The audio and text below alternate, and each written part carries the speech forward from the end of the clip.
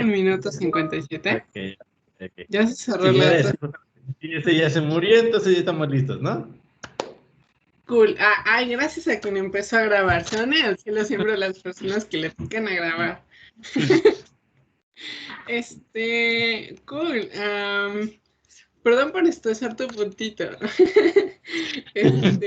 A ver, vengo para acá. Es que, ¿sabes?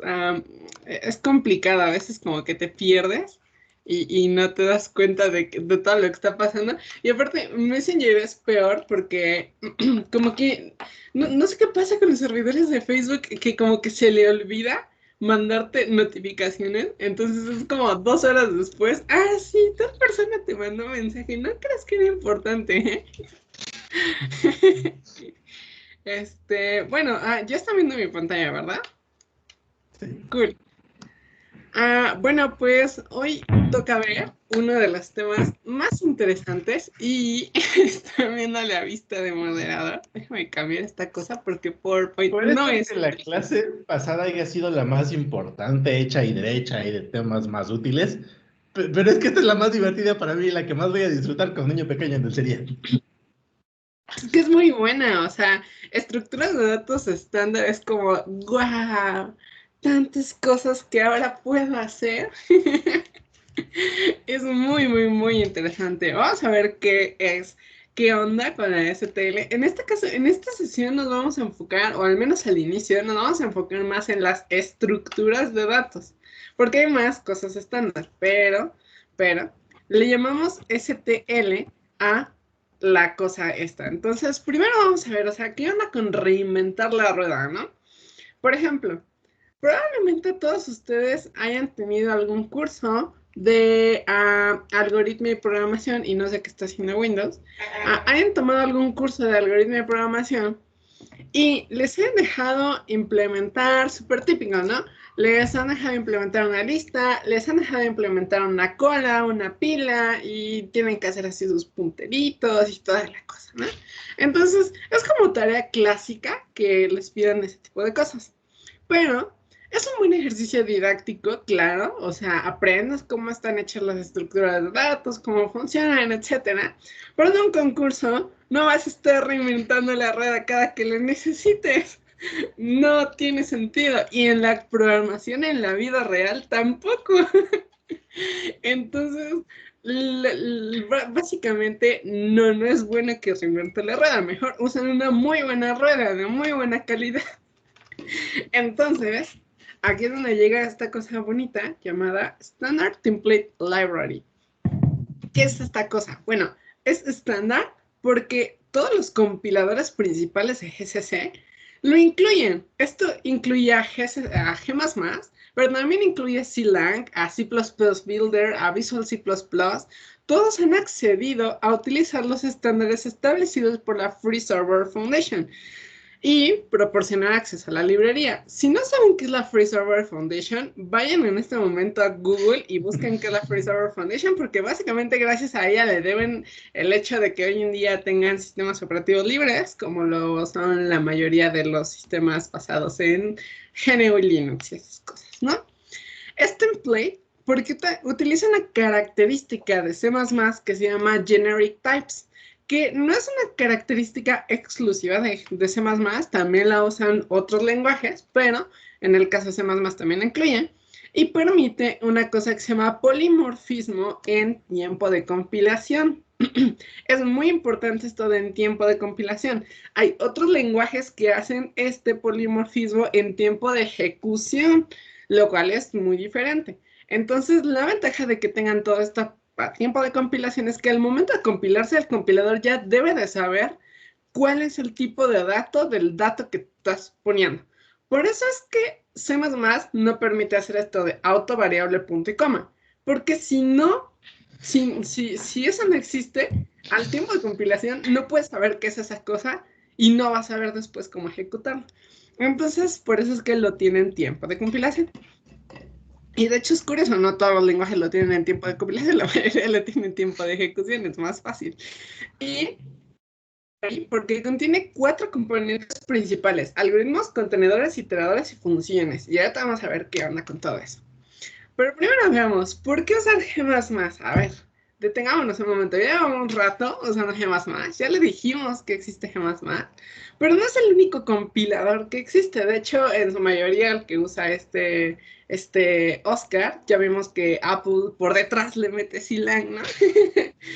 pero, ¿por qué G++? Bueno, o sea, de entrada es un compilador que está respaldado dentro del proyecto GNU. Si no saben qué es el proyecto GNU, básicamente es el proyecto de software libre más grande que hay hasta el momento. Dentro del proyecto GNU se encuentra Bash, se encuentra, bueno, o sea, se encuentran muchas herramientas que probablemente en algún momento de su vida han utilizado, si es que han llegado a utilizar Linux. Y si no han llegado a utilizar Linux, también las han utilizado de forma indirecta. Pero a la vez está respaldado por lo que se llama la Free Software Foundation. ¿Pero qué significa todo esto y por qué le estamos atribuyendo tanto a GNU? Bueno, básicamente significa que las implementaciones de C++, y esto incluida la STL, son públicas, son contribuibles y son mejoradas por la comunidad.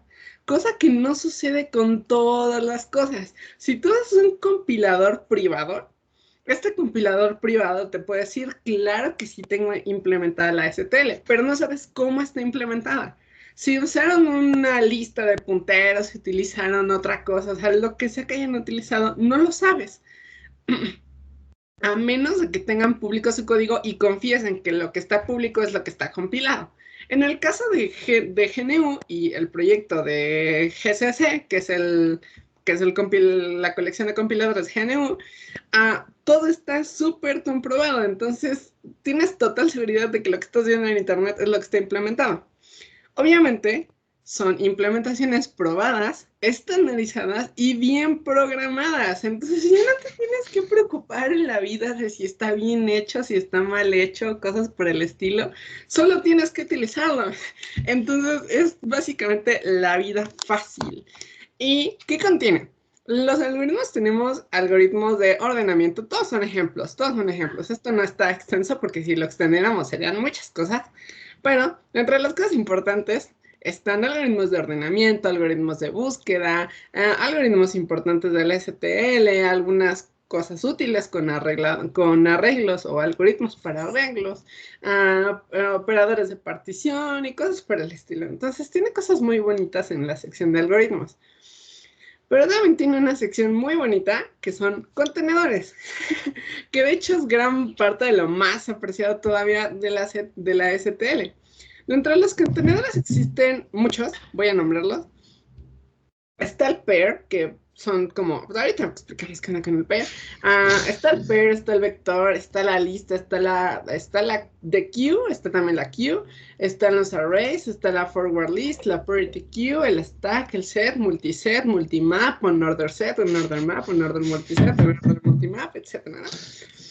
Son muchas estructuras, pero son muy potentes. Casi son tan potentes que muchos problemas de programación competitiva los pueden resolver solo con estas estructuras. No necesitan conocer otra cosa. O sea, con estas estructuras ya están de ganar.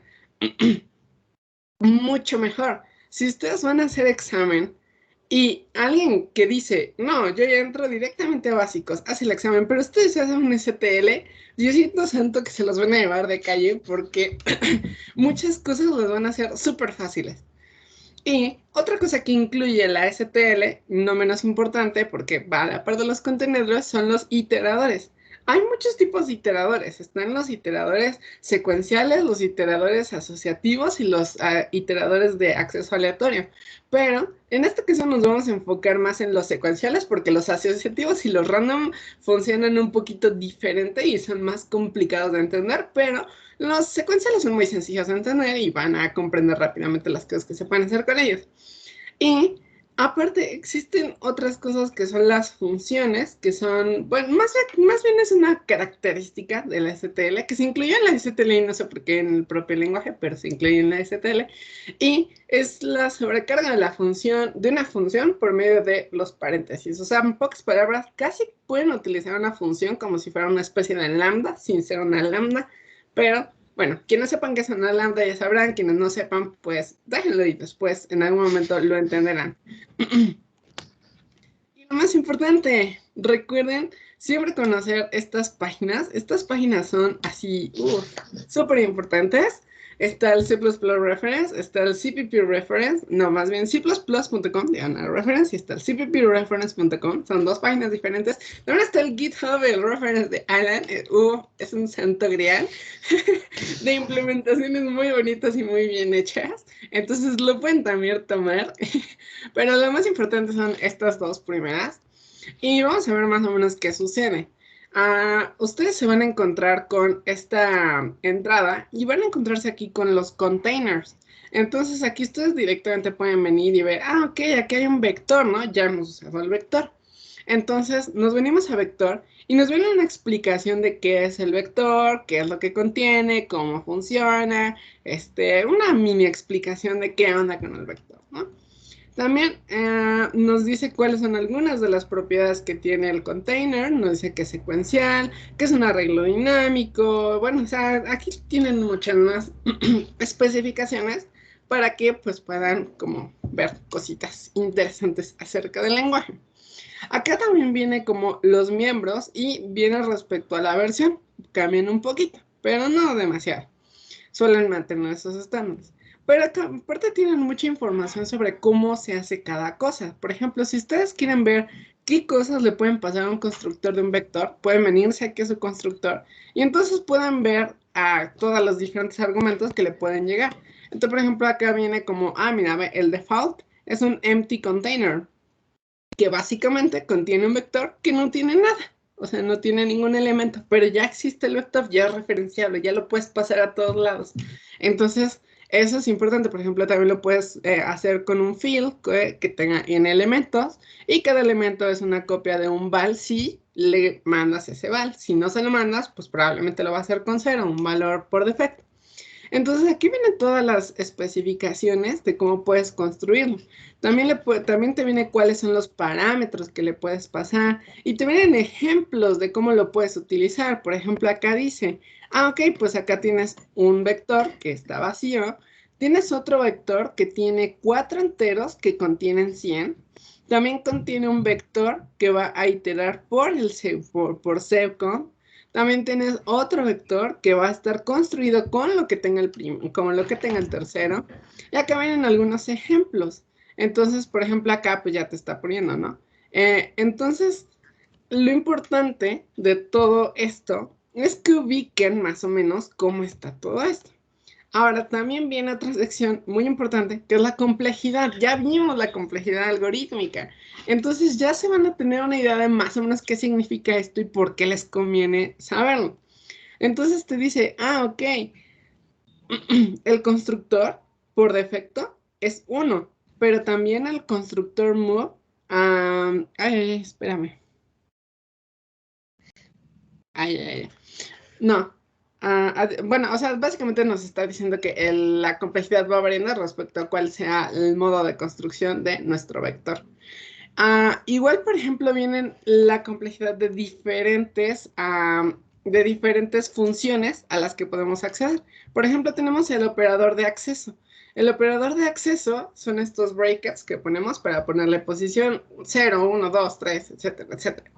Entonces, entramos e igual nos viene exactamente qué hace esta función o qué hace esta sobrecarga del operador. Entonces, nos está diciendo que nos va a regresar un valor.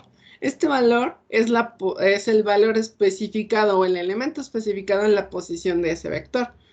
Nos da mucha más información, también nos da su complejidad algorítmica y nos dice, ok, es constante. Entonces ustedes ya pueden saber que acceder a esa posición es constante, siempre, siempre, siempre es constante. Entonces, eso es muy importante. ¿Por qué? Porque entonces cuando ustedes están haciendo el análisis de su algoritmo y el cálculo de su complejidad y usan algo que no hicieron ustedes, es decir, algo del STL, pueden saber que eso podría tener una complejidad diferente a la que ustedes creen. Entonces, si ustedes asumen que esa complejidad es 1, en muchas ocasiones van a estar mal. Hay algunas de ellas que no son uno, que son logarítmicas o que son de n o diferentes complejidades. Entonces lo mejor es que ustedes vayan viniendo a la STL y vayan viendo cuál es la complejidad de las funciones que utilizan. No siempre funciona así. Por ejemplo, tenemos otra estructura que se llama map. El map también tiene este mismo operador, tiene el operador de acceso. Si nos venimos al operador de acceso, se van a dar cuenta de que este caso no es constante. Acá dice logarítmico en el tamaño que tenga el map.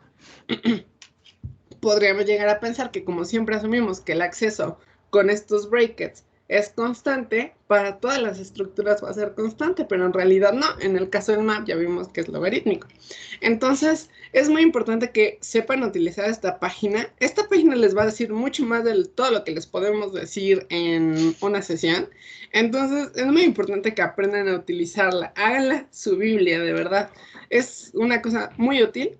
Y si hay algo que no saben exactamente cómo funciona, es muy fácil de encontrar. Lo pueden agarrar y buscar peer, C++ reference.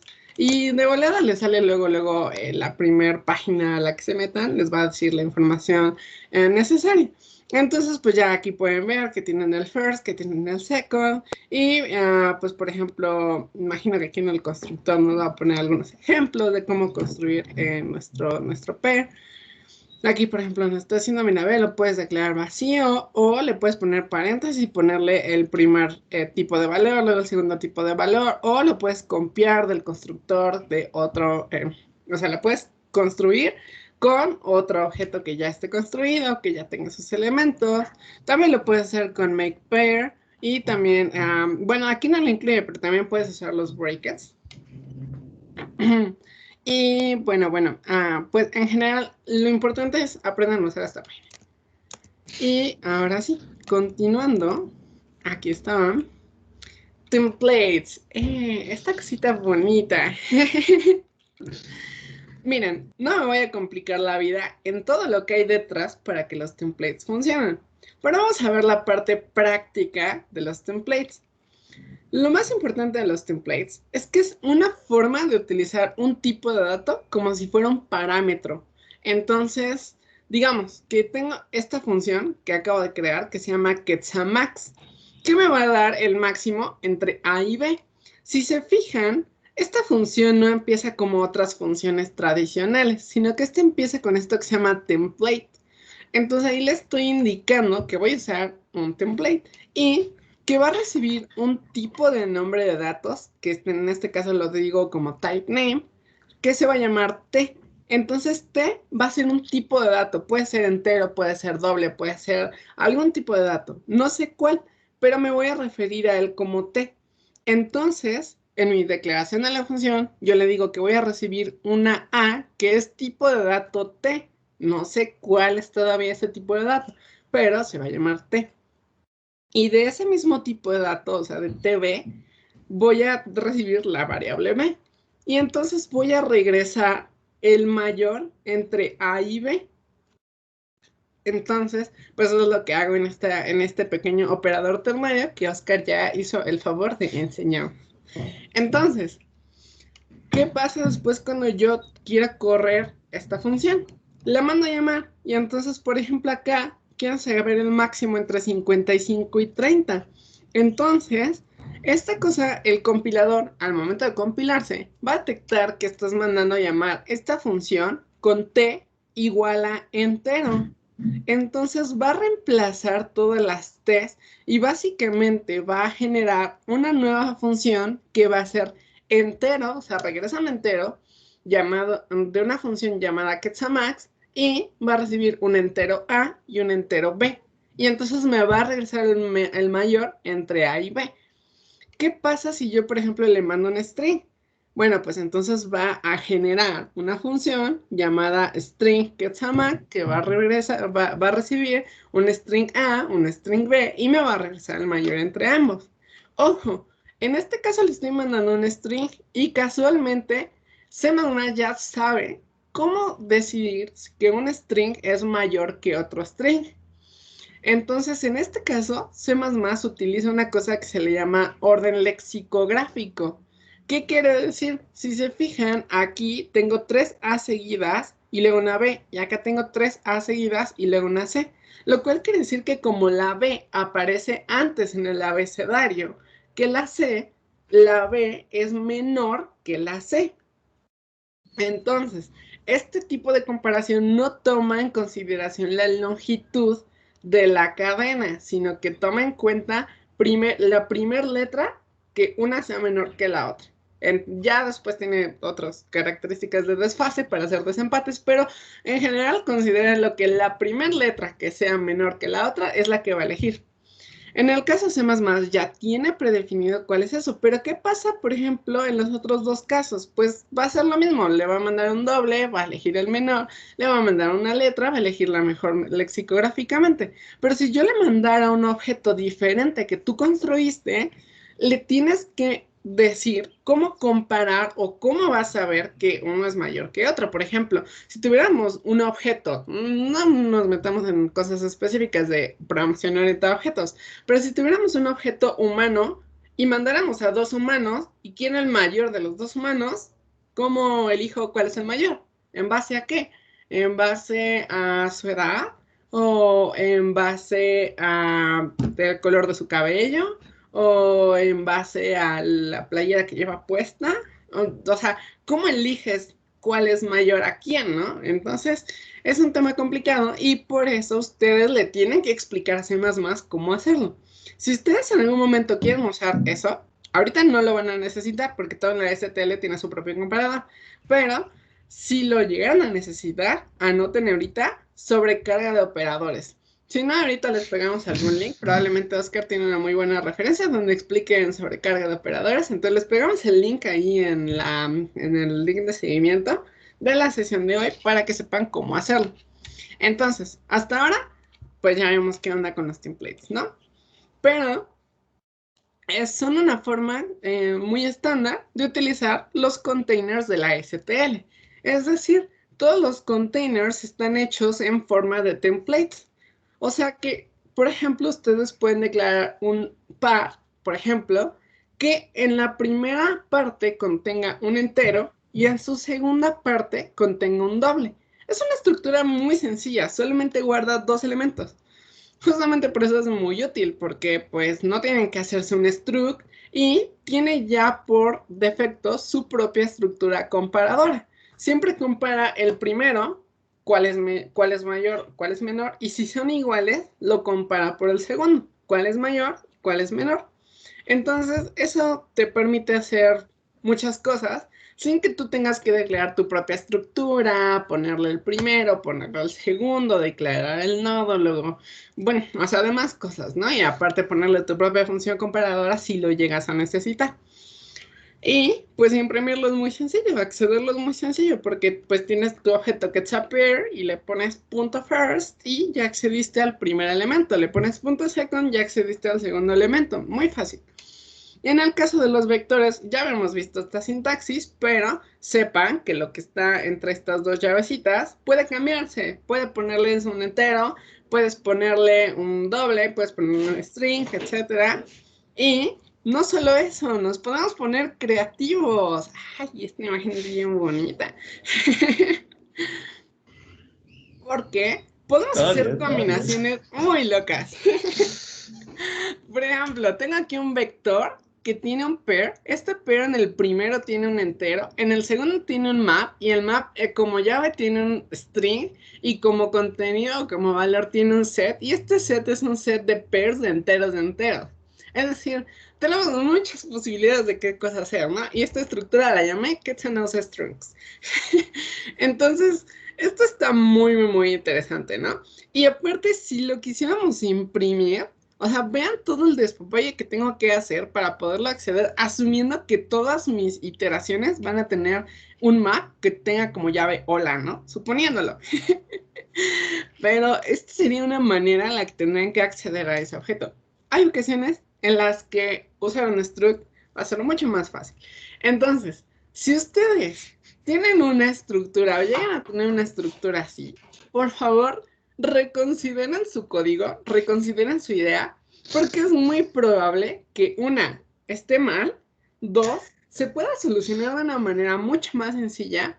Y tercera, terminan por perderse entre la infinidad de, bueno, o sea, entre la forma de acceder a todo esto. Se termina siendo muy complicado y difícil de que en tu mente lo lleves. Aún más difícil que si no te sale, luego tu equipo lo debugue. Entonces, no lo hagan, traten de evitarlo, traten de mantener las estructuras sencillas. Esto es algo a lo que le llamamos sobreutilización de la STL. Es decir, la STL es muy útil y te permite hacer muchas cosas, pero tampoco la sobreexplotes. No la sobreexplotes, es tu amiga, no es la solución a todos tus problemas. Entonces trato de mantenerlo simple, de mantener códigos legibles. Por ejemplo, si vas a utilizar dos vectores, pues declara dos vectores, uno que se llame monedas y otro que se llame tíos. No necesitas hacer un par que contenga al primer vector y al segundo vector. No lo tienes que todo encapsular. Puedes utilizar varias estructuras, ponerle nombres identificables para hacer códigos más bonitos, más legibles, más todo, ¿no? Entonces, esa es la moraleja de esta pequeña diapositiva. Y bueno, los containers en general son pues, tipos de datos o estructuras de datos que tienen tipos de datos genéricos, funciones, iteradores, medios de acceso, control, etcétera, y todo ya está programado en forma de clases. Y se declaran utilizando un tipo de dato que será la estructura. Entonces, si se fijan, este es un ejemplo, es una lista grande de muchos de los containers que tenemos en C++, y si se fijan la forma de declararlos es exactamente la misma, o sea, de verdad todos funcionan exactamente igual, o sea, per y abres corchetitos, le pones el tipo de dato y p. Pues declaras un array, le pones el tipo de dato y el nombre de la variable. Vector, le pones el tipo de dato y el nombre de la variable. Lista, tipo de... Y así con todos, así con todos. Entonces, es muy fácil de declarar y está estandarizado. Se nota que está estandarizado. Esto está bonito. Entonces, este es un ejemplo de cómo pueden declarar. Punto muy importante, por ejemplo, en el caso del node, y de hecho lo puse en un muy mal ejemplo, pero, por ejemplo, yo hice un nodo que adentro contiene un pair y contiene un ID, por ejemplo, un número ID.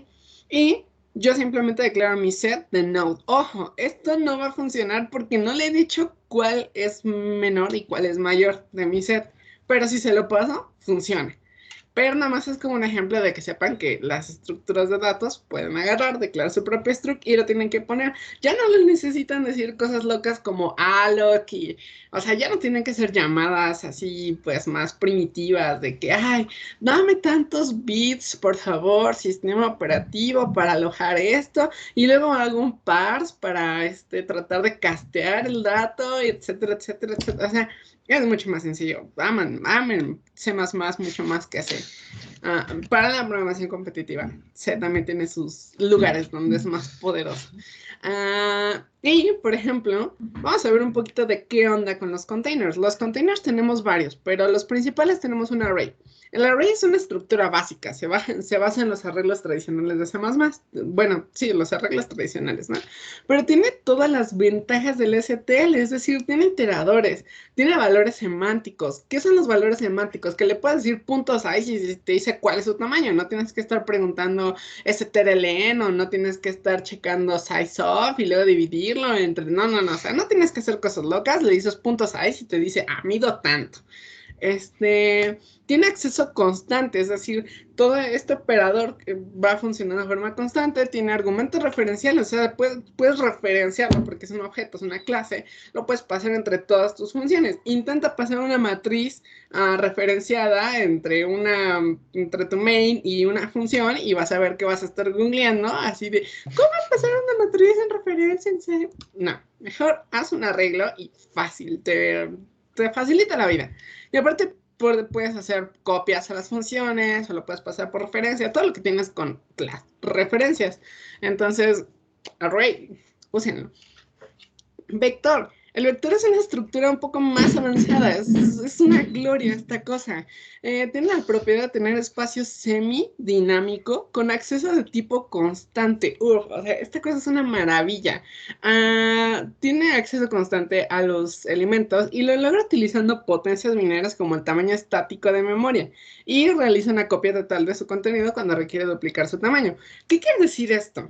Si ustedes tienen un vector y le hacen un pushback de un elemento, ok, este vector inicialmente no tiene ningún tamaño. Entonces, cuando le hacen el pushback, va a ir y va a buscar un lugar de una variable, como si declararan una regla de tamaño 1. Luego, cuando le intenten meter otro elemento, necesita más tamaño, ¿no? Tumba, y entonces se duplica. Ahora va a buscar una regla de tamaño 2 y ahí se va a colocar. Luego, cuando le meten otra variable, no se va a pasar un tamaño 3, sino que ahora se va a extender a tamaño 4. Y entonces, usted le van a poder hacer un pushback una vez y no va a pasar nada, no se tiene que duplicar. Y le van a meter otro pushback hasta que llegue a 4. Hasta que llegue a 5, va a buscar duplicarse. Y entonces ahora su tamaño va a ser 8. Si vuelves a llegar a 8, ahora su tamaño va a ser 16. Y si no, va a ser 32. Y si no, 64. Siempre se va duplicando en su tamaño. Y ustedes podrán decir, ay, pero es que se copia muchas veces, ¿no? Pero no, en realidad no, matemáticamente esa cosa es como 1.16 y algo así se va haciendo un número súper, súper, súper pequeño, de forma que prácticamente es constante, o sea, su crecimiento siempre es constante, el pushback es constante. Entonces, es muy útil porque básicamente tiene toda la potencia de una lista, de agregarle nodos cuantos quieran por atrás, la cantidad de veces que quieran, pero con toda la ventaja de que lo acceden en tiempo constante. Entonces, por eso es que van a ver que la mayoría de veces en el club de algoritmia no usamos el array, usamos el vector porque es más rápido, está mejor hecho, es más flexible, es más dinámico. Entonces, van a ver regularmente que usamos el vector. Por eso es la razón por la que existe array, pero no usamos array, usamos vector. Y si llegan a necesitar usar array, usen un array de C++, les va a facilitar la vida. Y ahora la otra estructura ya es la lista. La lista es una cosa totalmente dinámica, utiliza nodos de memoria y estos nodos de memoria guardan la información de cada elemento y los iteradores pues, sirven para moverse a lo largo de esta estructura. Los iteradores permiten acceder de forma constante al elemento propio o pues, los iteradores también te dejan avanzar al siguiente elemento o avanzar al anterior elemento. Entonces, las listas también están muy bonitas. Luego tenemos el stack. El stack, pues, es una interfaz de la lista que limita lo que puedes hacer con la lista y nada más te deja hacer inserciones y extracciones en la parte trasera de la lista, que se llama push, pop y top para consultar el elemento que está ahí. En el caso de la queue igual es una interfaz, igual limita la lista y limita las inserciones a la parte frontal de la lista. El de queue, en este caso, es una interfaz de la lista que limita las inserciones y extracciones tanto en la parte frontal como en la parte final, es decir, de un lado le puedes meter, de un lado le puedes sacar, de un lado le puedes meter, del otro lado también le puedes sacar. Y el forward list, pues, es que también es una interfaz de la lista, pero aquí lo que hace es cambiar los iteradores para que el iterador solamente pueda avanzar, pero en realidad, pues, detrás hay una lista. ¿Qué quiere decir esto de las interfaces? Básicamente tomas un código que ya está hecho y vas a limitar las operaciones que se pueden hacer, o sí, o sea, pues sí. Entonces, no nos compliquemos, esas son las estructuras que vamos a estar utilizando. No vamos a ver las de Mapset y todo eso porque detrás llevan como árboles y cosas acá medio locas, entonces no nos metamos en eso, ya lo veremos en básicos. Hasta ahora, ¿dudas? ¿Ya se quieren ir? No entendieron nada. Yo sí tengo una duda. Adelante. En cuanto a lo de los vectores, estaba usándolos y pues generalmente usamos pushback y popback. No sé si hay alguna función por defecto que pueda hacer que añadas al inicio y quites al inicio de un vector, o se tiene que hacer con una lista, porque lo que he estado haciendo pues es recorrer todo el arreglo y pues quitar, ¿no? Sí. Pero no sé si hay una manera más dinámica de hacerlo. No. Bueno, a ver, Oscar. Estás muteado. Ya, ahora sí, ya, desmuteado. Te voy a contestar tus preguntas de dos maneras. La primera de manera conceptual o filosófica. Un vector, a fin de cuentas, es básicamente una regla, ¿no? Un montón de bloquecitos de memoria todos juntos. Si tú quisieras quitar algo desde el principio, pues no lo puedes hacer. Lo que tendrías que hacer sería como que mover todos para adelante uno. Entonces, sí puedes quitarlo, pero conceptualmente lo que tendrías que hacer es ir elemento por elemento y moverlos uno para este lado. Entonces, no te lo recomendaría hacer. Si de verdad quieres a cada rato andar quitando el primer elemento de un vector, o estás resolviendo mal el problema, o no deberías estar ocupando un vector. Pero de que se puede, simplemente que va a ser muy lento. Si tienes un vector, ahora ya podemos hablar de complejidad. Si tienes un vector de 1000 elementos, lo que va a tener que hacer es mover 1000 elementos. Bueno, 999. Si tienes un vector de 1.000.000 de elementos, va a tener que andar moviendo casi 1.000.000 de elementos. O sea, va a ser una operación lineal. Y cuando tienes un vector muy grande, pues tal vez no te va a convenir. Pero de que se puede hacer, se puede hacer. Es sencillo, de hecho, te lo dicto, lo escribo, tomo pantalla, ¿qué hago? De hecho, lo utilizaste, Sí, ¿no? Apenas. ya lo he hecho. Problema. O sea, sí sé cómo hacerlo, pero estaba preguntando eso. O sea, entonces, si necesito hacer eso, entonces tengo que irme a las listas. Ajá, una lista Sí, podría ser una buena si lo idea. vas a hacer mucho, sí. Chances si lo vas a hacer una vez, pues no hay mucho problema. Ahora, también identifica si lo que necesitas es quitarlo literalmente porque luego vas a sustituir esos valores o algo, o si solo no necesitas usarlo, porque si no lo necesitas usar, simplemente pues indéxate más adelante, ¿no? Hay un trucazo que yo hace poquito descubrí que va medio útil. Y la idea es, imagínate que tienes un arreglo de 3 elementos, ¿no? A, B y C. A, B y C. Y lo que tú quisieras es quitar el primer elemento, el elemento A. Lo que va a hacer es agarrar lo que está en C, lo pones aquí y quitas del final, porque ya tendrías 2 copias de C. Entonces, con 2 operaciones, agarrar el último, copiarlo el primero y quitarte el último, lograste de alguna manera eliminar el primero. Si no te importa el orden, puedes hacer eso. Y solamente son 2 operaciones. Tengas 1.000.000 de elementos o 1.000.000.000 de elementos, siempre son 2 operaciones que son constantes. Entonces, pues así puedes eliminar del principio, no de uno, en constante. Pero ahí ya estás perdiendo el orden. Porque acá estás agarrando el último elemento, lo puedes agregar al principio y quitas el último otra vez. Pero se puede usar. Ok, sí, creo que, pues no lo he utilizado mucho, creo que solo fue un problema o dos de los que he hecho, pero pues sí supongo que llegar a ser útil, ¿no? Entonces sí, creo que sería mejor esa parte de llevar otro apuntador que me diga y recorrer el inicio, ¿no? Es más sencillo. Y mi otra pregunta era acerca de lo que estaban hablando al principio de los templates. ¿Eso se podría más o menos decir que es como poliformismo? Que Sí, de hecho, se adapta. Ajá.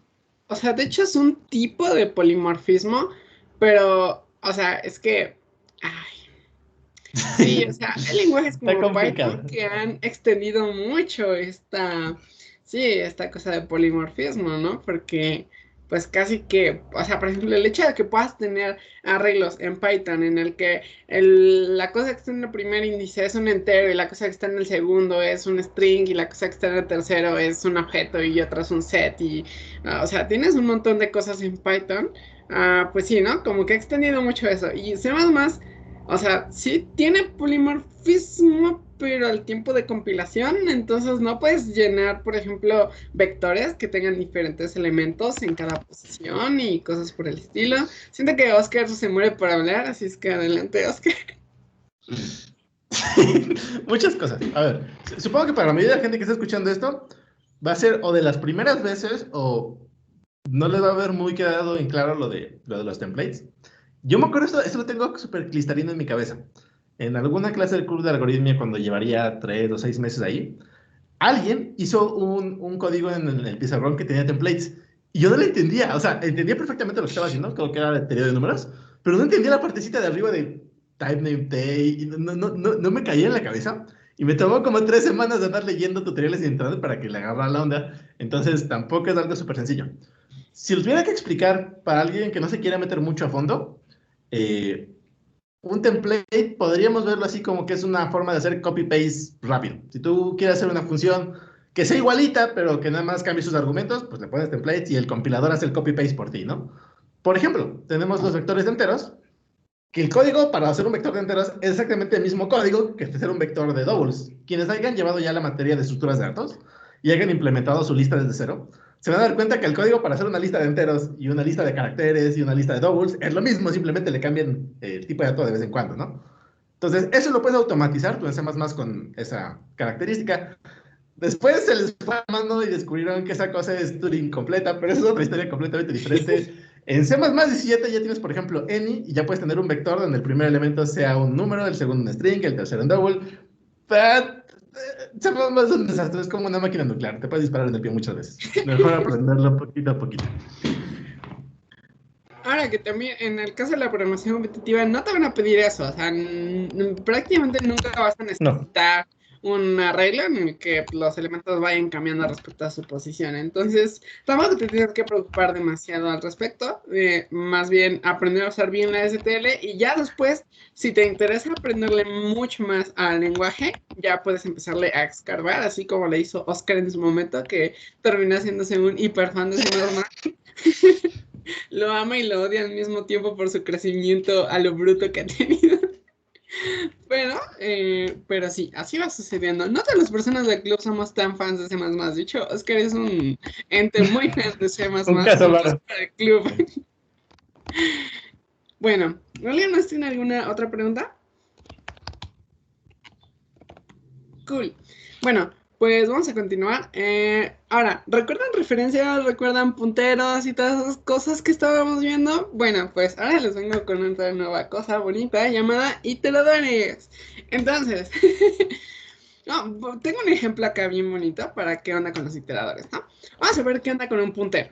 Un puntero tenemos la casa, ¿no? Luego tenemos la dirección de la casa. Por ejemplo, ahí como en dos calles ves un tubo y de ahí para la derecha y cuando ves un perro café, ahí es, ¿no? Ya tenemos la dirección de la casa. Cool. Ahora, tenemos también el lugar en donde está la dirección de la casa, ¿no? Por ejemplo, en la mesita de la sala. Y también tenemos la dirección de la casa, ¿no? Por ejemplo, la dejé por ahí en la chimenea, ¿no? O la dejé ahí en la mesita. Entonces, tenemos la dirección del lugar en donde está la dirección de la casa, de la dirección de la casa que apunta a la casa. Es decir, tenemos una cosa muy loca con los punteros. Podemos hacer este tipo de cosas y más. Pero con las referencias solamente tenemos la dirección de la casa. ¿Quieres darle a alguien la dirección de la casa? Pásale la dirección de la casa. No le digas en dónde está la dirección de la casa. Es algo muy loco. Pero ahora veamos qué onda con las estructuras de datos. Bueno, pues las estructuras de datos básicamente son un guía roji que te dice en dónde están todas las casas. Entonces, si consideran que la casa es un tipo de dato o es un dato, pues entonces la estructura de datos es una manera de organizar las direcciones de esos datos o incluso a veces los datos mismos, pero dejémoslo como las direcciones. Entonces, ¿qué es lo que va a suceder? Estas estructuras de datos no siempre van a ser iguales. Por ejemplo, tal vez el guía roji o bueno, no, el guía roji es el de los mapas, ¿no? Esta es la sección amarilla.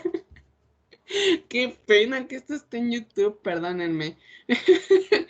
Bueno, en la sección amarilla, esta cosa pues se puede organizar de diferentes maneras, ¿no? Hay quienes agarran y lo ordenan así alfabéticamente por el nombre de la familia. Hay quienes lo ordenan por colonias, ¿no? O van a decir, ok, pues de la delegación tal, en la colonia tal, y entonces alfabéticamente, ¿me explico? Y tal vez cada sección amarilla va a elegir diferentes formas de ordenarlo. Pues lo mismo pasa con las estructuras de datos. O sea, las estructuras de datos se encuentran con la lista que es, ok, te digo una familia y te digo en qué página y en qué renglón está la siguiente familia.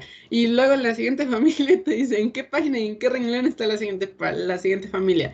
O un arreglo, todo está así secuencial, seguidito, seguidito. O un árbol y te dice, ok, pues la familia, si tu familia empieza con la letra A, pues vete para tal. Si empieza con la letra tal, pues vete para tal, ¿no?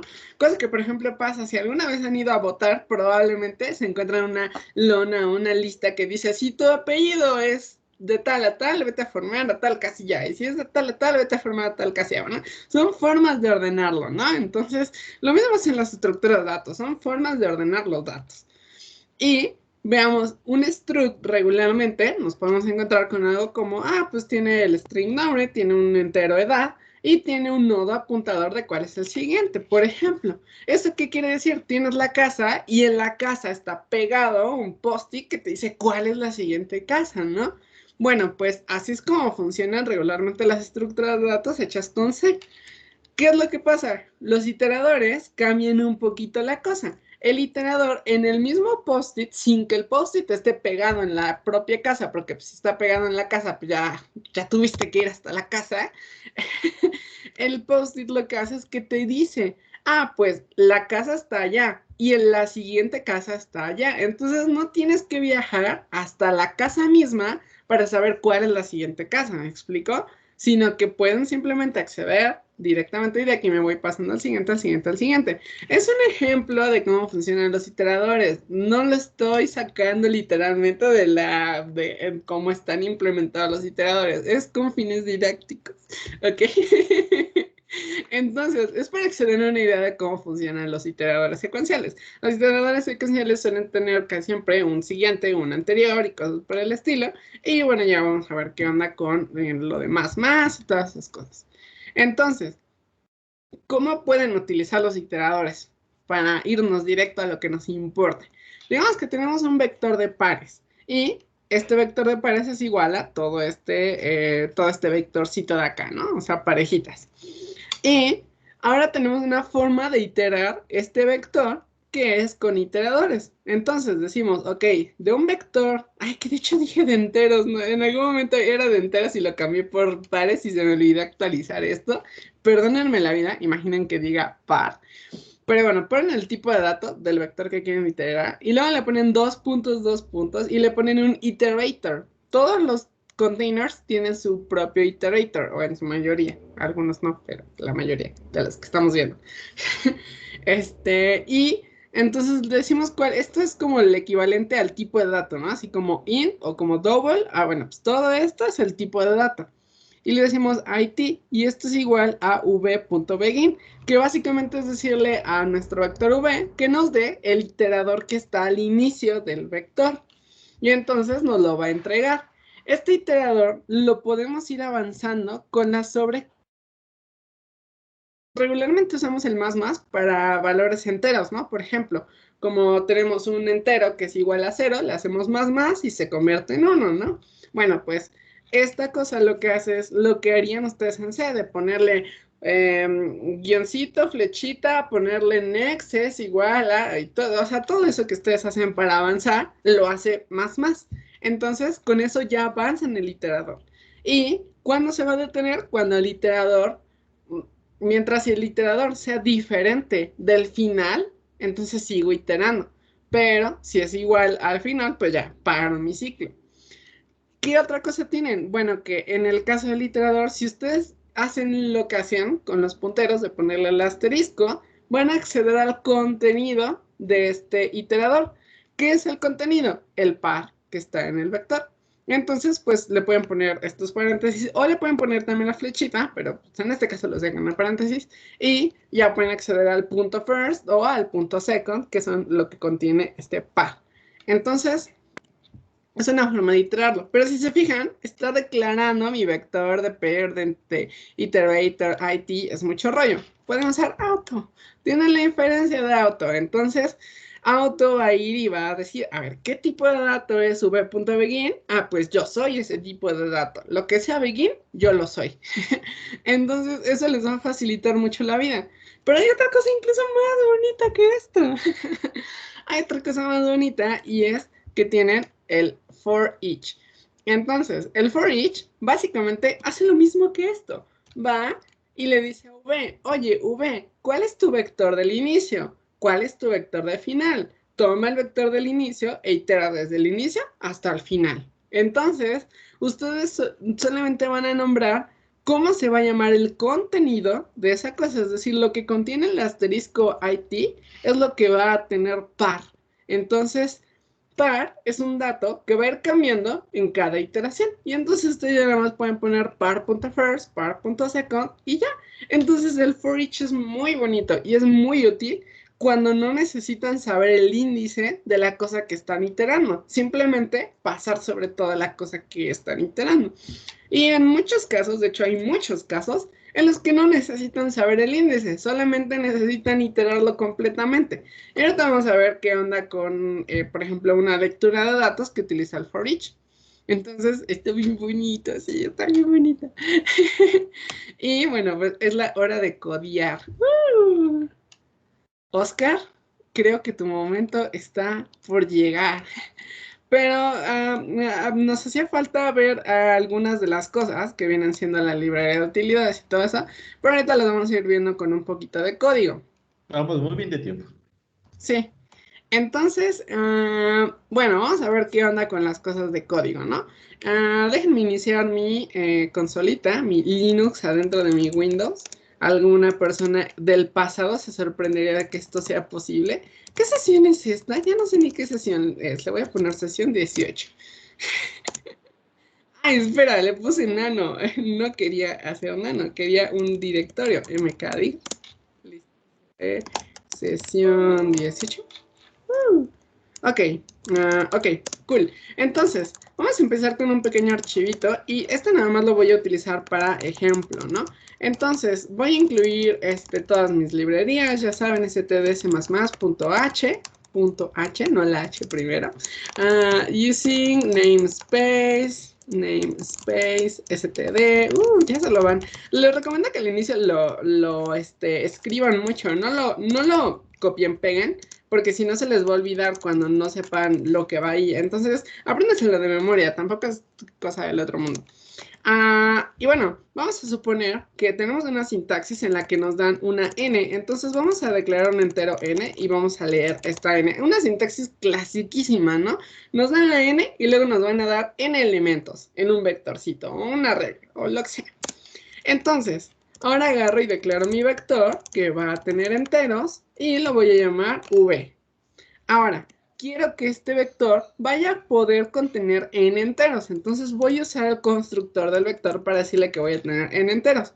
No le necesito decir que los inicialice porque realmente no los voy a ocupar. O sea, no lo necesito inicializar. Me los van a dar en el problema.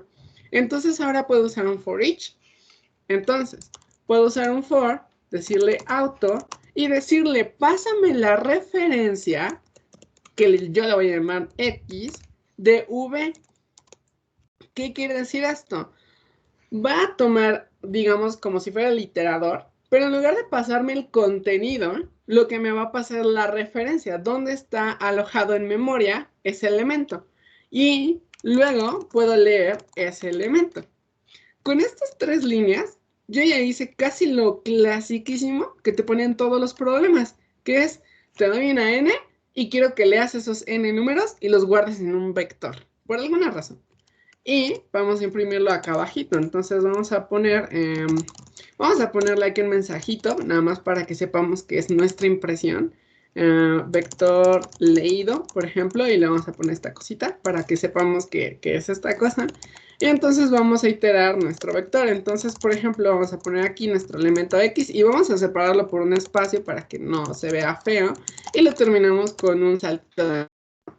Entonces vamos a compilar esta cosa a.cpp y vamos a correrla. Entonces vamos a meterle algunos datos. Por ejemplo, vamos a ponerle que vamos a meterle 5 datos, ¿no? Y entonces le metemos 100, le metemos 4, le metemos 8, le metemos 33 y le metemos 48. Cool. Vector leído, ya está, y ya está guardado en memoria. Entonces el for each es muy bonito. ¿Por qué no necesitamos hacer lo que toda la vida habíamos hecho? O sea, en toda la vida teníamos que hacer un for y igual a 0 mientras y sea menor a n y más, y luego si usaban C, pues es el scanf, y si usan C, pues un cin de la posición de tal, ¿no? Es más rollo. ¿Y por qué no necesitamos hacer eso? Porque ya sabemos que vamos a recibir n elementos. Entonces, cuando le dijimos al vector que tuviera tamaño n, también nos aseguramos que el for each va a iterar n veces, no más. No va a iterar menos, no va a iterar n+1, va a iterar n veces porque ese es el tamaño que le dimos al vector cuando lo construimos. Entonces, este tipo de cosas son muy útiles porque justamente van a poder pues, hacer una lectura bien bonita de datos, ¿no? Entonces, esto también puede funcionarles con otro tipo de datos, por ejemplo, con un pair. Por ejemplo, digamos, pueden leer entero, Y esta X pueden leer directamente su X.first y luego su X.second. También esta es una sintaxis muy común. Por ejemplo, te dicen, te voy a dar n puntos y te voy a dar la X y la Y. Y directamente agarras y lo pones así directamente. Y ya nada más, por ejemplo, acá podemos ponerle X.first, un espacio, luego nuestro X.second. Y aquí sí en este caso le vamos a poner el salto de línea acá directamente, no queremos que todo se junte. Pues vamos a probarlo. Por ejemplo, vamos a poner los mismos datos, vamos a ponerle, bueno, 4 en este caso. Ay, no, eso van a ser muchos, no, le voy a poner 2. 2 parejas, 4 y 5 y 8 y 9. Y ahí está, ¿no? Vector leído. Nos pone el 4, 5, se salta la línea y ahí va el 8 y 9. Entonces son formas de leer muy bonitas y los tipos de datos, si se fijan, son muy sencillos de utilizar. Son muy sencillos de utilizar. Vean, de la nada cambiamos súper fácil un entero con un pair y tuvimos que cambiar cosas mínimas de nuestro código. Y más fácil aún, si por ejemplo le cambiamos que en lugar de ser entero, le ponemos que sea un double, por ejemplo. Double, por ejemplo. Y por ejemplo el primer entero le vamos a cambiar en lugar de entero, le vamos a poner que lo lea como un string, que sea una cadena, por ejemplo, ¿no? Agarramos, lo leemos y lo compilamos, lo corremos. Y si se fijan, no tuve que cambiar otra cosa más que lo primero, ¿no? Por ejemplo, 3, 3, 4, 4, y ahí estuvo, ¿no? 3, 3, 4, 4. ¿Y qué cosa está en el punto first? Es un string. ¿Qué cosa está en el punto second? Es un double. ¿Tuve que cambiar todo mi código para hacer una mega iteración? No. For Auto me ayudó y todo lo demás hizo la vida más fácil, ¿no? Entonces está muy bonito. Utilícenlo como, utilícenlo como ¿cómo se llama? Como lección. Ay, no, esto es de... Esto Una no pregunta rápida. Sí, no sé pregunta cómo de llegué Héctor, ahí. creo. Adelante. En el primer for each pusiste una referencia, ¿no? Pusiste auto, ampersand, n. Y en el segundo no. Ampersand x, perdón. Y en el segundo no pusiste un ampersand. Entonces quisiera saber por qué o cuál fue tu proceso de pensamiento para decir que ahí sí ameritaba una referencia y en el otro no. Ok. Bueno, también podría hacerlo con el segundo, pero o sea, también podría ocupar una referencia. ¿Pero por qué? Porque si yo leo o sea, esta X sin la referencia va a ser una copia de ese elemento. Entonces, va a pasar por vector, va a tomar su elemento y me va a dar una copia. Yo leo esa copia, pero esa copia en la siguiente iteración se va a eliminar y se va a sumar y ya no va a estar ahí.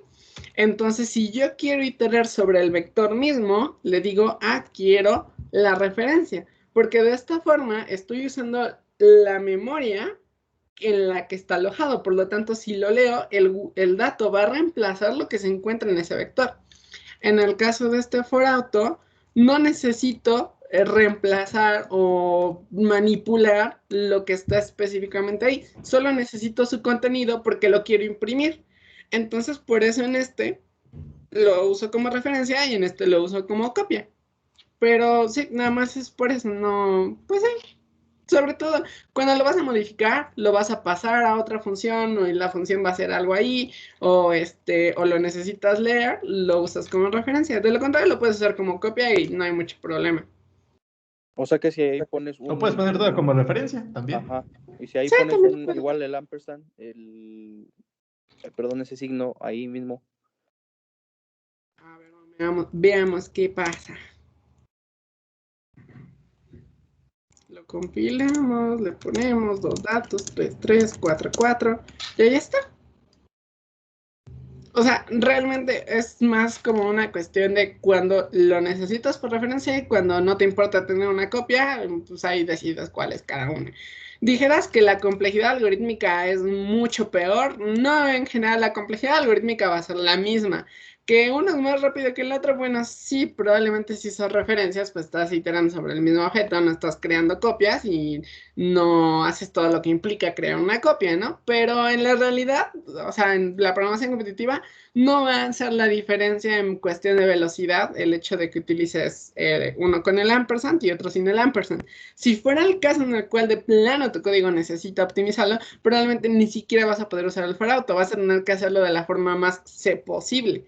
Pero depende, o sea, hay problemas que te lo piden, pero son muy pocos para hablar con sinceridad. O sea, son muy, muy, muy pocos los problemas donde he tenido que hacer cosas así. ¿Qué ibas a decir, Se me fue Oscar? la onda. Ah, sí, sí. Se me fue la onda. Ya, el primero. El único caso interesante podría ser cuando tuvieras un vector o una... Bueno, no hemos visto las más, pero que tuvieras un mapa o un set de algo pesado. Por ejemplo, tuvieras un vector de vectores. Entonces, una copia de cada uno de los vectores tal vez no es lo más útil. O hacer un vector de strings. Si son textos chiquitos, pues no hay problema. Pero si cada string son 20.000 caracteres, pues no está padre hacer copias de cada rato. Puedes ocupar referencias para todo y pues, no hay problema. Y el otro es, si no me equivoco, el for auto. Y le pones la optimización de O3, te lo compila al for normalito de ese. En Normalito, ¿no? otras optimizaciones no sé, pero en O3 lo hace. Sí, o sea, al final de cuentas, el for auto es muy bonito en sintaxis, pero al final sí tiene un costo un poco más grande. Pero al final de cuentas, o sea, si el compilador puede hacer el trabajo de parsear todo eso a un, pues sí, a un for normalito, pues usa for auto, o sea, no te compliques la vida. Entonces, úsalo, aprovecha sus ventajas, aprovecha lo lindo que es y apropiate de él, haz lo tuyo. Di, sí, esto es mi vector, esto es mi for auto, yo lo itero así. Pregunta de Pablo. Ay, Pablo tiene alzado la mano. Adelante, Pablo. Y si en vez de referenciarlo ahí en el for, lo referencias en X first y en X second, ¿se puede eso? Rayos, perdón, está pasando uno de esos camiones que suenan. A ver, perdóname, ¿me repites de nuevo tu pregunta? Ajá, si en vez de referenciar en el for auto, lo referencias en el X first y en el X second, ¿se puede hacer eso o no? Interesante, creo que nunca me había preguntado eso, pero si lo hicieras, estarías, de todas maneras estarías leyendo una copia, ¿no? Te refieres, por ejemplo, aquí, ¿no? O sea, en lugar de, o sea, acá recibo una copia y acá es donde uso la referencia, ¿no? Así como la referencia first y la referencia second. No sé qué pasa, pero lo podemos intentar. Va a salir mal, pero sí. Sí, no Sí. sé, mi Básicamente, lógica me dice que me va a dar como direcciones de memoria, ¿no? exactamente. Es que C++ es un lenguaje muy feo porque utiliza los mismos símbolos para Sí. muchas cosas que son completamente diferentes. Cuando pones el argpesan enfrente de una variable, le estás diciendo la dirección de memoria de esa variable. Entonces, va a hacer eso. Que al final de cuentas es la referencia, ¿no? O sea, la referencia es pásame la dirección De las de copias. memoria De las de cosas. copias. No, pero también, o sea, si le sacáramos a la referencia de la referencia, también me daría el dato. O sea, la No, no, dirección a la extrema se me pero, hace pero, es entero, ¿no? no, Pues pero nota que las dos direcciones sí, son están iguales, en la porque son misma copias. dirección porque son una copia, Porque ¿no? como son copias, pueden utilizar esa variable pues muchas veces. No estás accediendo a los datos, sino a las copias. Eso. Ujú. Sí, pero pues sí, mi lógica me decía que iba a dar como direcciones de memoria. O bueno, o sea, si quisieras saber exactamente en dónde está alojado tu entero, el que declaraste, puedes saberlo. Justamente es el tipo de cosas que son padres de lenguajes como C++. O sea, te permite, al tener como esta compatibilidad con todo lo de C y como acceso al bajo nivel, puedes saber este tipo de cosas, cosas que chance y en otros lenguajes como Java o cosas así, o sea, saber la dirección de donde se alojó tu cosa, o sea, un caos. Entonces, justamente por eso es muy amado esta cosa. De hecho, estoy tomando un pequeño curso, Oscar, por si no lo sabías, estoy tomando un pequeño curso, ya voy por la sesión 10, de cómo programar en ensamblador x64, porque Oh, tengo que Dios. hacer unas modificaciones de GRU, de esta cosa de Linux para mi TT. Tengo que hacer modificaciones en Groove y resulta que triste Groove, algunas partes están hechas en ensamblador x64, entonces tengo que ver exactamente qué moverle para poder hacer que mi cosa de persistencia funcione bonita. Pero bueno, no los distraigo más con cosas de mi TT. ¿Más bueno, preguntas, cosas raras? más preguntas o, a ver, vámonos de una vez metiendo a los ladders. Cosas bonitas. Estas vamos a tomar alguno aleatorio. Vamos a, Si vamos quieres a tomar un tomar- problema interesante, el de los dragones. Y alguien alzó una mano. Ay. Luis, adelante. Sí, nada más quería comprobar que entendí bien. Entonces, si en el código que acaban de hacer, si no ponías el ampersand antes de la X, si volvieras a querer imprimirlo usando las mismas 3 líneas de código, ya no se imprimiría lo mismo, ¿verdad? Se habría sobrescrito. a ver, lo podemos intentar. Por ejemplo, podemos quitarle el ampersand para que veas lo que pasaría si leemos la copia. El segundo. En el segundo. Entonces creo que no entendí bien. En el segundo auto, si quitas ese y vuelves a poner todo lo de... Bueno, si vuelves a poner el for auto y los code otra vez abajo, entonces ya nos imprimen los datos leídos, ¿verdad? O sea, ya se modificaron. Creo que entendí tu pregunta. A ver. Voy a guiarte, mira. El primer frauto, ponle referencias. Ajá. En este segundo frauto, o si quieres, haz todo uno en medio, en el que modifiques los pairs. Por ejemplo, que al segundo pair le sumes 1, o le sumes 0.5, por ejemplo. Ok, o sea, en otro for auto. Ajá. Ok. Y como estás haciendo con copias, si nada más los pegas con copias, por más que le sumes o le quites o los borres, pues estás modificando copias y no va a pasar nada. Recuerda que el primero es un string. Claro. No sé, vamos a concatenarle algo, hola. Y al second vamos a sumarle 3.15, algo así.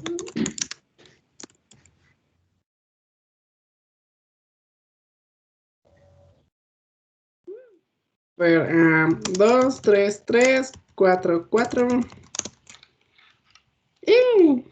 No hizo nada porque estábamos trabajando con copias. Si al segundo frauto le pones unas referencias, estamos modificando las originales. Ok, sí, entonces sí. Muchas gracias. Ahora pongámosle la referencia. 2, 3, 3 y 4, 4. Ya está, ¿no? 3, hola. El otro 3 se hizo 6.15 y el 4, hola. Y el otro se hizo 7.15, ¿no? Cool.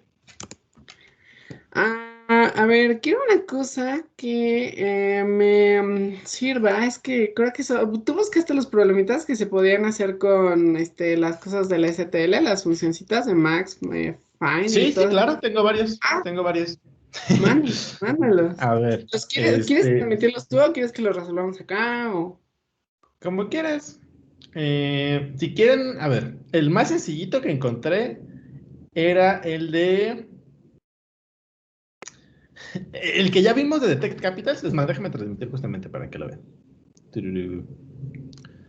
¿Esto es Weird Girl? ¿Es el de la fila de la escuela? No. Ahora sí ya. Están transmitiendo. Y vámonos aquí a View Present. Ok. ¿De eso cuánto tiempo nos queda? Nos queda como 20 minutos. Ahí está, se me fue esta cosa. Y lo que resta del tiempo vamos a intentar resolver problemitas con otra parte de la biblioteca estándar. Biblioteca estándar, otra forma de llamar al STD. Y es que la biblioteca estándar ya tiene incluidos un montón de algoritmos.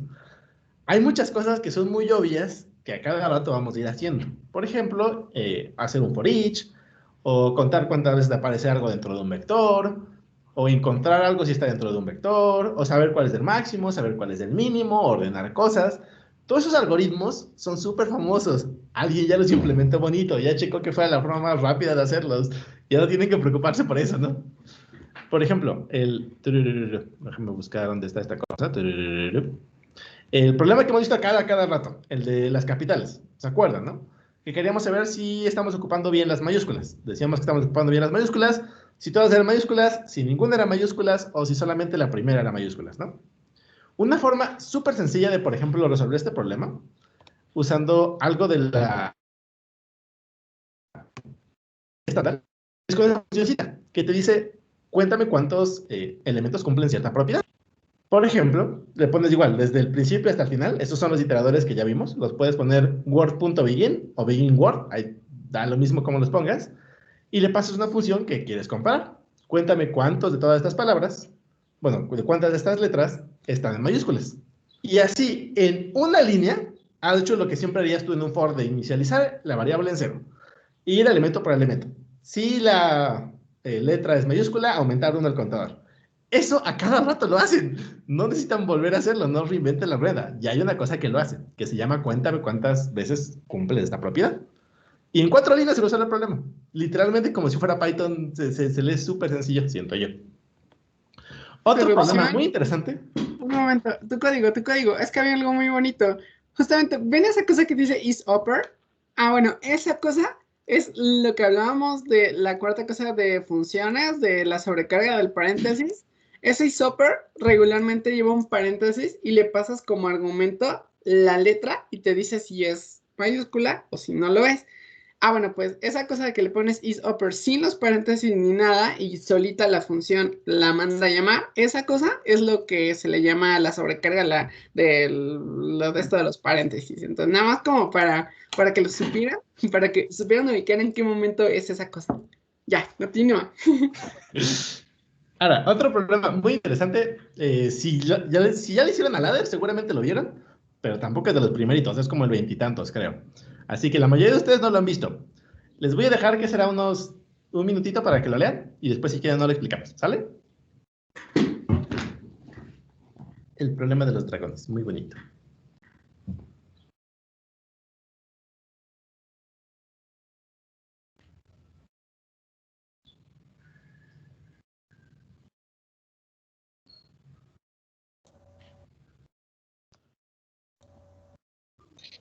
Como dato curioso, mientras leen el problema, te cuento, Oscar, ¿sabías que el kernel de Linux se tarda como 2 horas y media en compilarse? Es la tercera vez que lo tengo que compilar y estoy arrepentida de que en una se me fue un error y ya lo había compilado y después lo vi y dije, ay no. Y hasta después lo tuve que volver a compilar y otras 2 horas y media y dije, no, ya Diosito, cálmate. Bien, dejemos que sigan leyendo.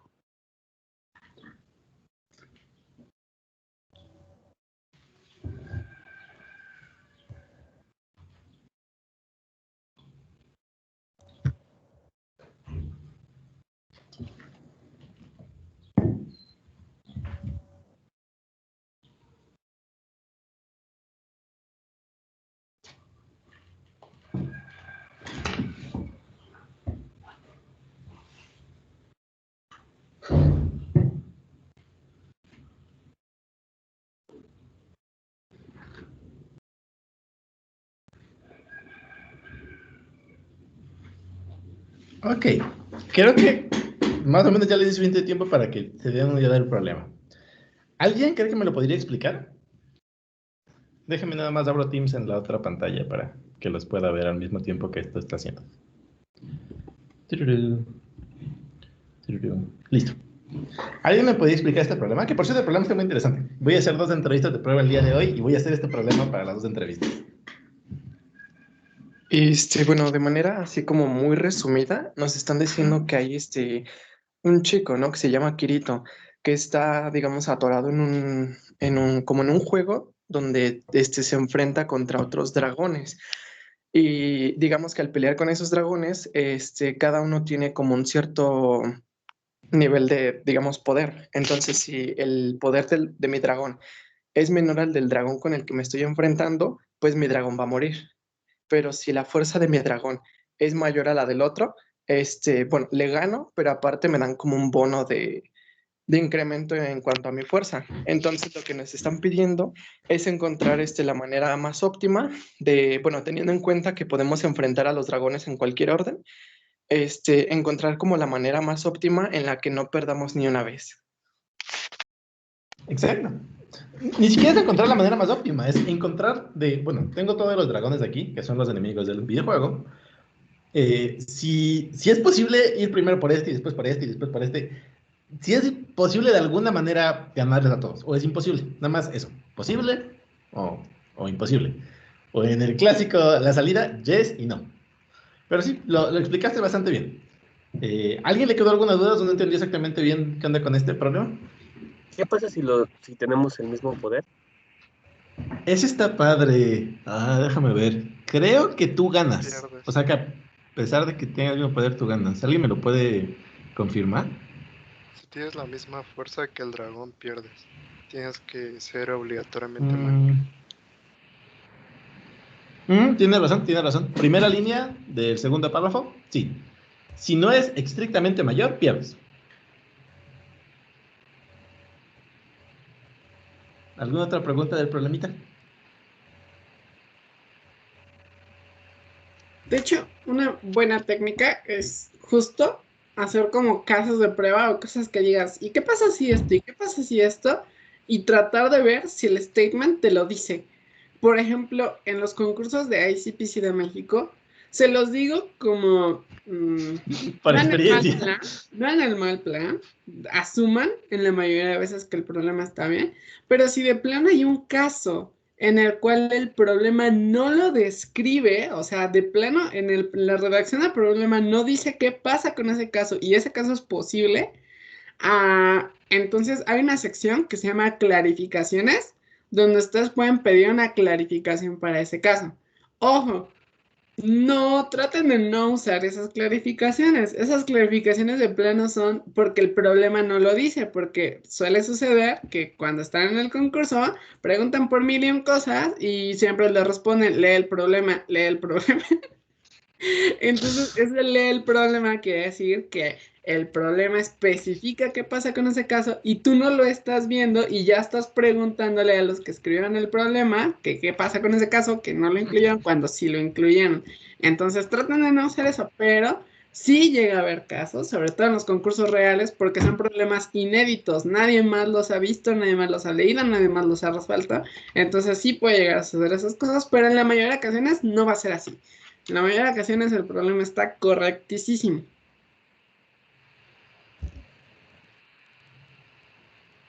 Última preguntita, y si no, paso a la siguiente sección. Bueno, ¿a alguien se le ocurre cómo responder esta cosa? ¿Y cómo solucionar este problema?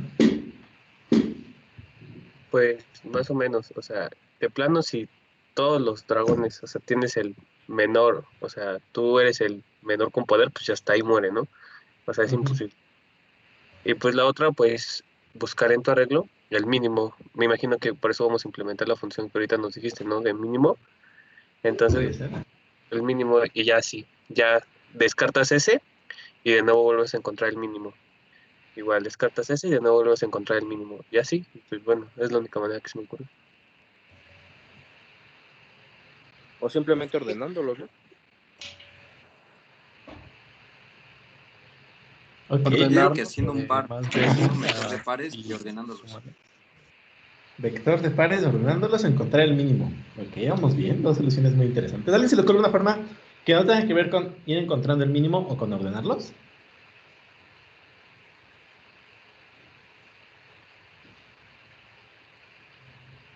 Ok, nos quedamos con alguna de esas dos. ¿Cuál quieren implementarse? ¿Quieren que sigamos la idea de buscar siempre el mínimo, ir como que quitando ese dragón o irlo matando y así moviéndonos? ¿O que ordenemos todos de jalón? Mejor en lugar de que decidamos eso, ¿por qué no analizamos un poquito cuál sería la complejidad de ambas soluciones? A ver. ¿Alguien te avienta? ¿Alguien tiene una idea? Por ejemplo, la primera solución es, o sea, buscas el mínimo entre todo el vector, o sí, el vector, buscas cuál es el mínimo, y ya que lo encontraste, lo usas, aumentas tu strength, y luego haces de cuenta que ese ya no está, ¿no? Como si tuvieras tal vez una reglita de booleanas que te dice cuáles puedes usar y cuáles no, y ya que lo pusiste en false, pues haces de cuenta que no existe, ¿no? Como si no estuviera ahí.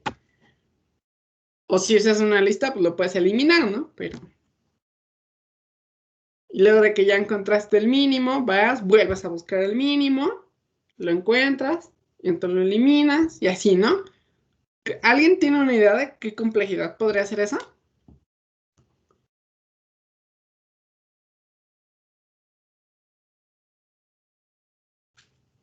N cuadrada. Ujú. Sería n cuadrada.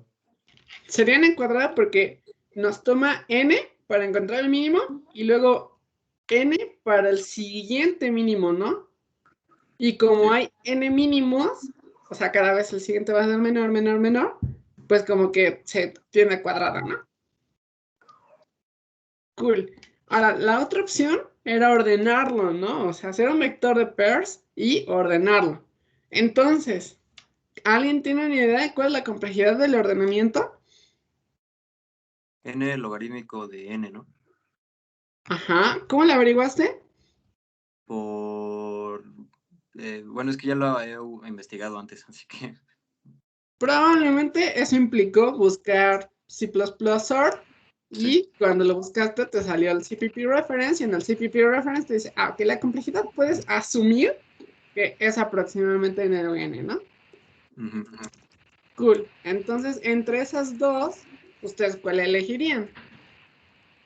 N log n. N Cool. log n. Yo quiero hacer mi comentario nada más rápido. Va. En la primera opción, la de encontrar siempre el mínimo, hay que tener cuidado. Porque vamos a hacerlo en nuestra cabeza. Vamos a encontrar primero el mínimo de todo nuestro arreglo. Ya lo encontramos. Encontrar el mínimo nos tomó n. Y hay que encontrar, pues, todos los mínimos, ¿no? Vamos a hacer eso n veces.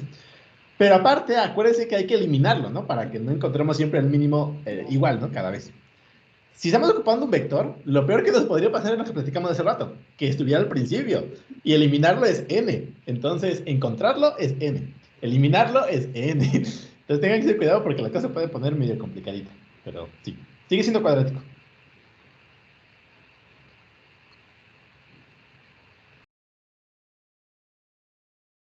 Cool. Imagino que ya tienes la implementación ahí, ¿no, Oscar?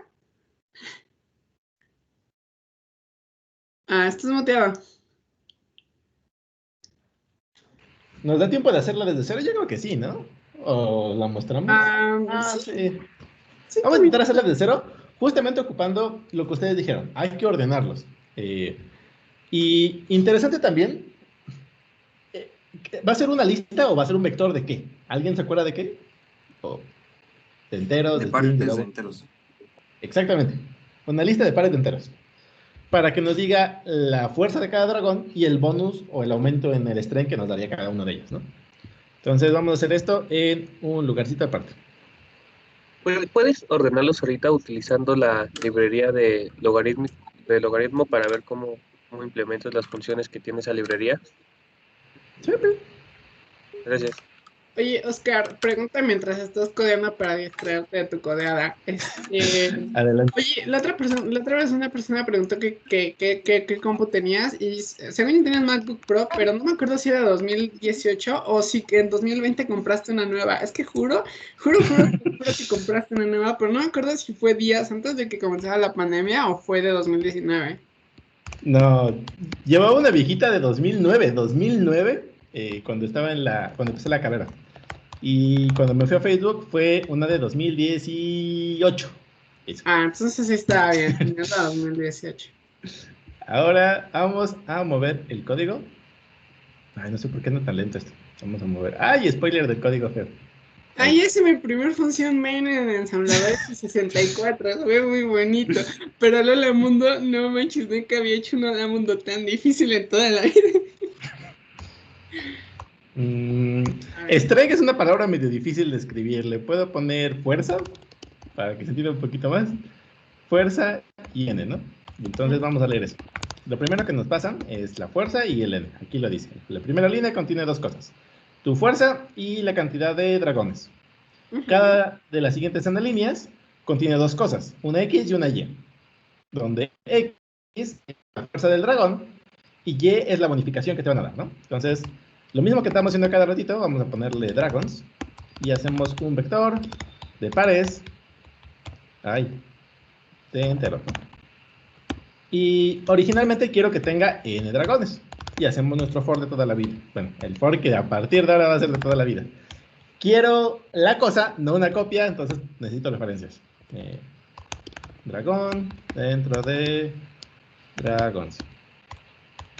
Y después hago un sein y leo dragon.first y dragon.second. Ay. Noten que aunque la sintaxis de Oscar y mi sintaxis son diferentes, hacen exactamente lo mismo, ¿no? Ya ustedes se acostumbrarán a qué sintaxis les gusta más, pero no se Creo que preocupen era mucho. otra forma así, ¿no? Ujú. Así. Espérame. Patata. Es lo mismo. Una vez que ya tengo Ay, claro, si no se va a enojar conmigo, por eso no lo encontraba. Using namespace, std. Y ahora, el algoritmo de ordenar está en una parte, en un header diferente. Ustedes que utilizan bits y que tienen bits, no lo necesitan, pero yo sí. El header se llama algoritmo. Y vamos a ordenar. Si quieren saber en qué librería está, vayan a CPP Reference, ahí les dicen en qué librería está cada cosa. Vamos a ordenar desde el principio de los dragones hasta el final de los dragones. Y ya, solito ya sabe cómo ordenar. Ahorita justamente agarro este tercer parámetro para que hagamos ejemplitos con ese. Y una vez que está ordenado, ¿qué? Ya se me olvidó qué es lo que hay que hacer. Gente que tiene ideas, ¿qué es lo que hay que hacer ahorita?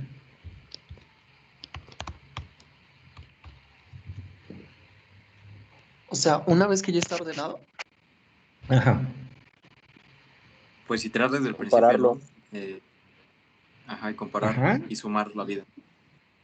Ok, vamos a tener entonces nuestro, Ay, no sé por qué lo empecé a hacer en español, pero ya me arrepentí. Pero bueno, fuerza actual. Originalmente la fuerza actual que tú tienes es la fuerza que tienes aquí, ¿no? Y hacemos un for igual, desde el primero hasta el último. Esto es un for auto otra vez, o un for each. Y puede ser una copia o puede ser la referencia, como ustedes quieran. Y bueno, lo que voy a ir es dragón por dragón y voy a checar, ¿no? Si la fuerza que yo tengo es mayor a la del dragón actual, dragón.first, entonces sí lo puedo vencer, ¿no? Y aumento mi fuerza en el bono que me da, ¿no? Dragón.second. Si no fuera así, entonces pues ya valió. Entonces pues ya no se pudo y hasta aquí ya morimos. Y entonces hay que regresar, creo que no, ¿verdad? Regresas, no. Y como que ya se acabó el problema. Entonces puedes darle un break para salirte del for y ya acabaste, o puedes darle un return 0, o puede ser mucho más extremo y decir, acábate el programa como tú quieras. ¡No! Eso no. Vamos a hacer break. Y si llegamos hasta el final, entonces podemos darle que un sí, ¿no? Y aquí justamente todos no nos conviene un break, nos conviene pues ya acabar el main. Y ya. Mándanos. Si no me equivoco, vamos a ver exactamente. Esto se envía en vivo y en directo. Dragons Code Forces. Uf. Mira esa forma de encontrar problemas. Submit. Lo pegamos. Cruzamos dedos porque sí les haya salido bien todas las cosas. Cruzan sus dedos. A ver. 1, 2, 3. Ahí está. Listo. Genial. Ahora. ¿Neta ese es ¿Cuánto el... tiempo nos quede? ¿Neta ese es Supongo que ya no el mucho, problema de ¿verdad? entrevista? Este es un buen problema de entrevista porque a alguien de entrevista les puedo preguntar, a ver, ¿cómo diseñarías la estructura o la clase de dragón? ¿Qué cosas tendría? ¿Verás lo bonita? ¿Es una función por referencia o no? ¿Cómo lo ordenarías? ¿Cuál sería tu función? Bla, bla, bla. Sí, se puede poner mucho. Este es el código que yo usaría. Está bien feo, pero... ¡Guau! Aquí dentro de sort le puedes pasar directamente una función que tú creas en este momento y le puedes decir, lo quiero comparar solamente por fuerza. Aquí me hice un struct en vez de ocupar un ver, pero la idea es la misma. Eso y es en la vez de función un del for, computador. ¿sí? Hice algo que se llama, ya está dentro de la biblioteca estándar y seguramente lo vas a repetir en la siguiente clase, se llama todos y que te checas si todos los dragones cumplen cierta propiedad. Y pues la propiedad que hay que hacer es lo que estaba aquí dentro, ¿no? Si tenemos más de nuestra vida, pues ya valió. Si no, sí se puede. Nada más que ocupa una sintaxis bien rara que no espero que se entienda, pero que se puede usar, se puede usar. ¿Le puedes regresar tantito el código, porfa, al de Visual? Sí, claro. Este es el código bonito que se hizo en este momento.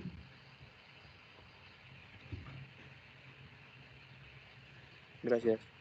Lo más chistoso es que te imagino programando como la otra solución en concurso. Seguramente sí haría eso. Por eso siempre acabamos tan atrás. Pero de que se puede. Se puede.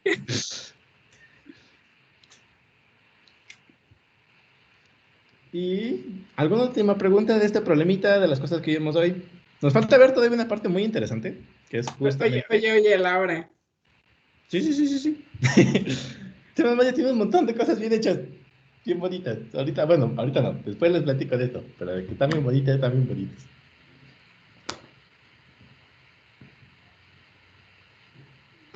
Perdón, pensé que todavía no acababa. Pues sí, ya son las 3, ¿eh? Son 3 y 4. O sea, lo principal que queremos que sepan son las estructuras, porque estas cosas, a pesar de que les van a ahorrar mucho tiempo, en su mayoría las pueden implementar de forma sencilla en sus propios códigos. Es decir, por ejemplo, un count, pues pueden iterar y contar lo que necesitan. Countif, pues igual, ¿no? O sea, cuentan si se cumple tal condición. Hacer reverse, pues también pueden hacer reverse, aunque pues está muy fácil de usar. Es igual que el sort, o sea, le mandan el índice al fin y solito se los regresa. El sort igual, o sea, muchas funciones son muy útiles. Pero lo más importante es que sepan usar bien los containers. Los containers son muy importantes. Sí. Estas son extras para que hagan cosas más rápidas. Pero eso no quiere decir que no van a poder solucionar el problema. Pero decirles implementate una lista ahorita, pues, o sea, sí lo pueden hacer, pero no desperdicien tiempo haciendo esas cosas. O sea, hay problemas en los que va a tocar, por ejemplo, pero no implementar una lista toda la vida. Por ejemplo, implementar estructuras ya bien complejas como un segmentary o cosas así. Pero ya son problemas absurdamente complicados para el nivel en el que estamos. Y aún así, por ejemplo, los segmentries todavía se pueden hacer un poquito medio automatizados o no sé, cosas por el estilo. Pero, por ejemplo, hay otras estructuras que casi que a fuerza tienen que usar punteros. Por ejemplo, estructuras persistentes. O sea, casi que cualquier estructura de datos que quieran hacer persistente va a ser un lío y van a tener que usar punteros sí o sí. Pero no nos metamos ahorita en esa cosa de persistencias y cosas por el estilo. Son estructuras mucho más avanzadas que tienen requerimientos particulares, sirven para hacer cosas como respaldos con fechas y cosas por el estilo, como si alguien tiene una Mac y usa Time Machine, bueno, pues Time Machine es una mega estructura de datos persistente, es un árbol persistente, pero sí, o sea, no se preocupen ahorita por esas cosas. Cool, bueno, pues ya nos pasamos 6 minutos, yo creo que ya es momento de cortar, ¿no? Muchas gracias a quien está grabando. No sé cómo puedo detener la grabación, pero no sé. Ay, me encanta ver los